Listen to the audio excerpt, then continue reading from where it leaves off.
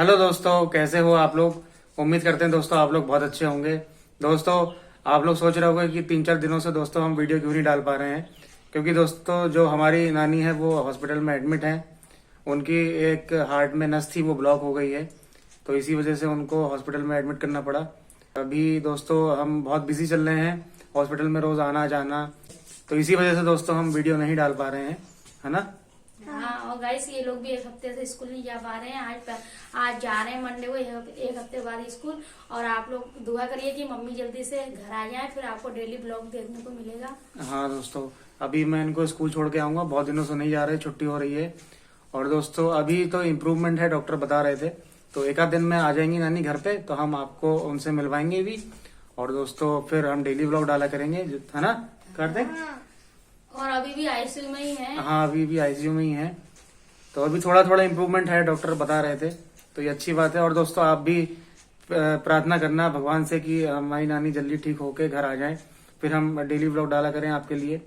और दोस्तों हमने 2020 में एक शॉर्ट फिल्म बनाई थी बड़े भाई साहब, तो वो हम आज अपलोड कर रहे हैं। दोस्तों बहुत से लोगों ने वो देखी है, जो हमारे साथ नए जुड़े हैं उन लोगों ने नहीं देखी है। तो आप लोग वो देखिएगा, अपना सपोर्ट ऐसे ही बनाए रखिएगा हमारे ऊपर। तो चलिए वो देखिए आप शॉर्ट फिल्म, है ना। हाँ चलिए देखिए। चलो।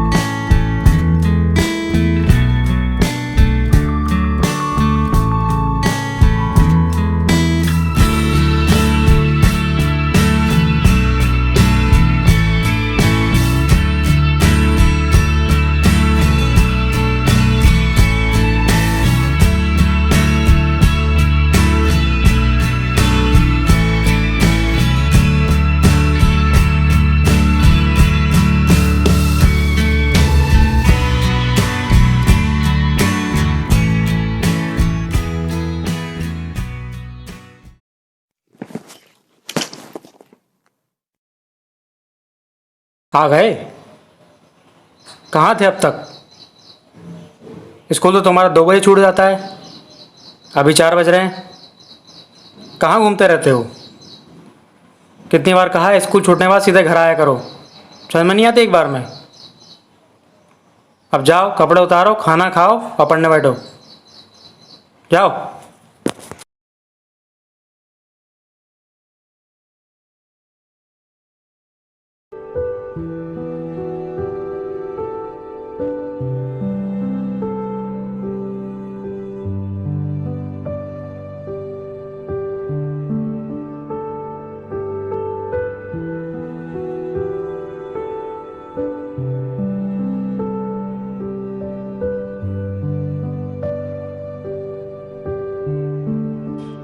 मेरे भाई साहब मुझसे 5 साल बड़े थे, लेकिन 3 क्लास आगे। उन्होंने भी उसी उम्र में पढ़ना शुरू किया था जब मैंने शुरू किया, लेकिन तालीम जैसे महत्व के मामले में वे जल्दीबाजी से काम लेना पसंद ना करते थे। इस भवन की बुनियाद खूब मजबूत बनाना चाहते थे, जिस पर एक आलीशान महल बन सके। 1 साल का काम 2 साल में करते थे, कभी कभी 3 साल भी लग जाते थे। बुनियाद ही पुख्ता ना हो तो मकान कैसे पायदार बने। मैं छोटा था, वह बड़े थे। मेरी उम्र 9 साल की, वह 14 साल के थे। उन्हें मेरी जिम्मेदारी और निगरानी का पूरा जन्म से अधिकार था, और मेरी शालीनता इसी में थी कि उनके हुक्म को कानून समझूं।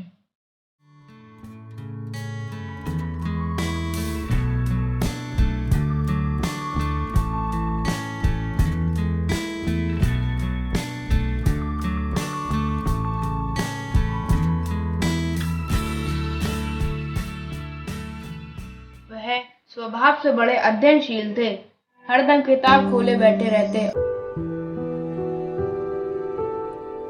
मेरा जी पढ़ने में बिल्कुल नहीं लगता था। 1 घंटा भी किताब लेकर बैठना पहाड़ था। मौका पाते ही मैं भाई साहब से छुपकर कमरे से भाग जाता, लेकिन कमरे में आते ही भाई साहब का रौद्र रूप देखकर प्राण सूख जाते।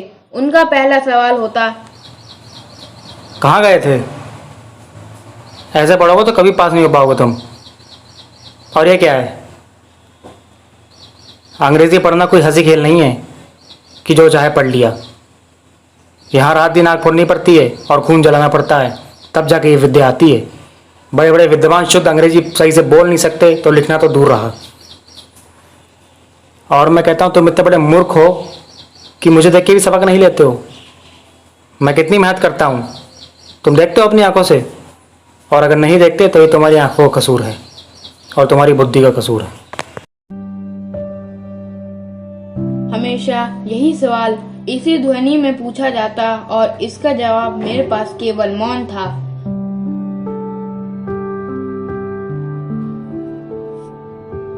हाफ ईयरली एग्जाम हुई। मैं अच्छे नंबर से पास हुआ और दर्जे में अव्वल आया, लेकिन बड़े भाई साहब फेल हो गए।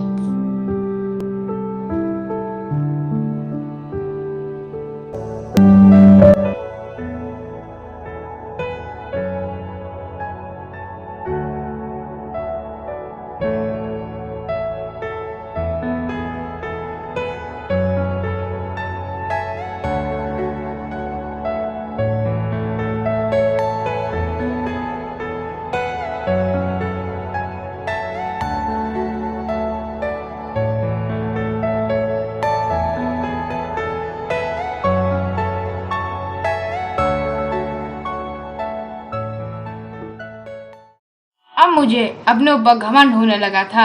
बड़े भाई का डर अब मुझे नहीं रहा। मैं आजाद था और कभी भी खेलने जा सकता था।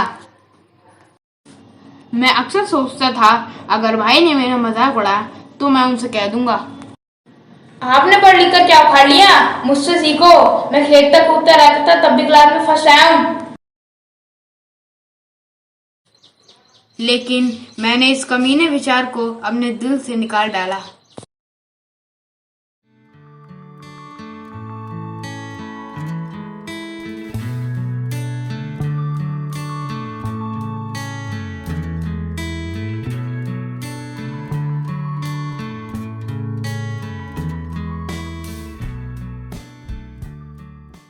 एक दिन मैं दिन भर खेलकर ठीक खाने के समय लौटा। इस साल पास हो गए, दर्जे में अव्वल आ गए तो तुम्हें घमंड हो गया। लेकिन छोटे, घमंड तो बड़े बड़ों का नहीं रहा तो तुम्हारी क्या हस्ती है। इतिहास में रावण का हाल तो पता ही होगा। उसके चरित्र से क्या शिक्षा ली तुमने? महज इम्तहान पास करना कोई बड़ी चीज़ नहीं, असल चीज़ है बुद्धि का विकास। रावण भूमंडल का राजा था, अंत में उसका क्या हुआ? घमंड ने उसका सब कुछ नष्ट कर दिया। और तुम क्या सोचते हो इस बार तुम अपनी मेहनत से पास हुए हो? नहीं, अंधे के हाथ बटेर लग गई है, और बटेर बस एक बार हाथ लगती, बार बार नहीं।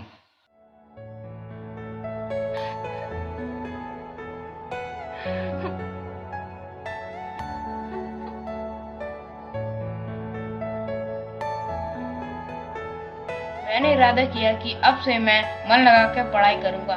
मैंने झटपट एक टाइम टेबल बनाया और उसमें खेल कूद का समय बिल्कुल भी नहीं दिया। 8 तक अंग्रेजी, 8 से 9 तक हिसाब। मगर टाइम टेबल बना लेना एक बात है और उस पर अमल करना दूसरी बात। पहले ही दिन से उसकी अवहेलना शुरू हो जाती। कभी मैं खिड़की के बाहर झांकता तो कभी कागज के एरोप्लेन बना के उड़ाता। मैं बस काम चलाने के लिए पढ़ लेता, बस इतना कि रोज का होमवर्क हो जाए और स्कूल में किसी की सुनना न पड़े। फाइनल एग्जाम हुए और ऐसा इत्तेफाक हुआ, मैं पास हो गया और भाई फिर फेल हो गए। मुझे खुद हैरानी हुई, मेरे और मेरे भाई के बीच में बस 1 क्लास का अंतर रह गया। मेरी बहुत मेहनत ना करने पर भी जाने कैसे मैं क्लास में फर्स्ट आ गया। मेरे मन में भाई के लिए बुरी भावनाएं आने लगी।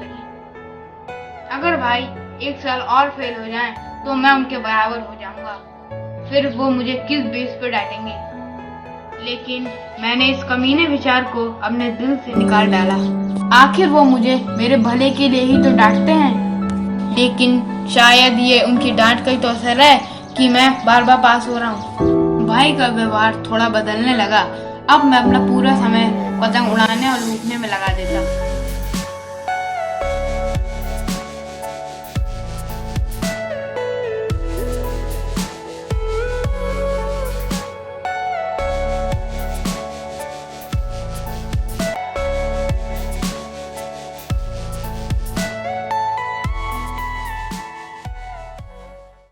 एक दिन जब मैं पतंग लूट के भाग रहा था तो भाई ने मुझे देख लिया।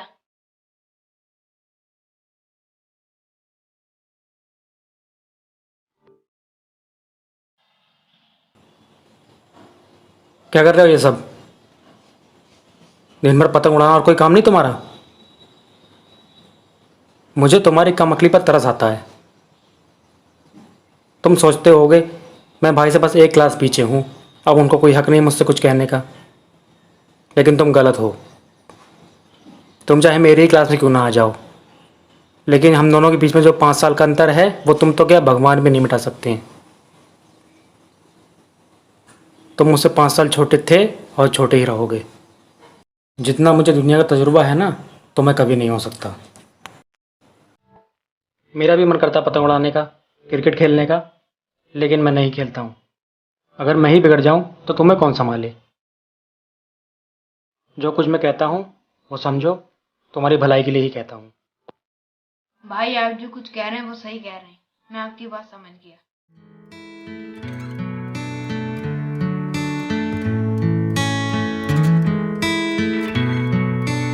भाई ने मुझे एहसास दिला दिया कि कभी किसी को घमंड नहीं करना चाहिए।